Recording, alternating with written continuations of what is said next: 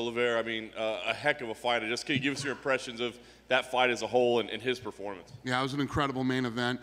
Both guys had an unbelievable performance in that fight, and you know, Olivera pulled it out. It was an incredible fight.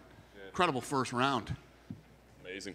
You think Charles Olivera been a guy that's been around here for a decade, you know, and had some ups and downs and had some losses. So I'm just curious, like, along this path, I mean, did you ever look at him? He's clearly talented. He's got a ton of bonuses. But did you ever look and go, like, that guy's probably going to be a champion someday, or did you have concerns? You never know. You never know with these guys.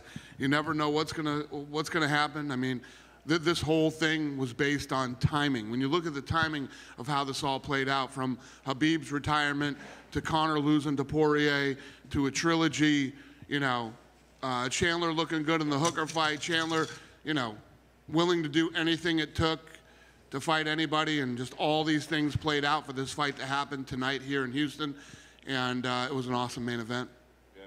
You know, right away, as soon as champions get crowned, we start asking who their first defense is going to be against. I'm just curious. I mean, you got guys like Justin Gaethje out there, right? And then you've got this huge main event with Dustin Poirier and Conor McGregor coming up. Do you look at either of those as kind of having an inside track over the other? Is there a clear path right now that makes sense for them? I literally haven't even thought about it. Never even crossed my mind yet. You know, we'll get home and start worrying about that stuff. Yeah. I'm sure Brazil is going to be excited about seeing him fight again. I mean, we're in this kind of reopening process. Do you have any idea of when the UFC might be back to Brazil? I mean, is that even on the radar yet? No. I mean, you know, I'm sure some of us that live in Vegas are excited to get home and there's no more masks and all that stuff, but I don't know about the rest of the country or the rest of the world for that matter. I have no idea. Take this one day at a time. And just on the event schedule overall, I mean, second event with a crowd.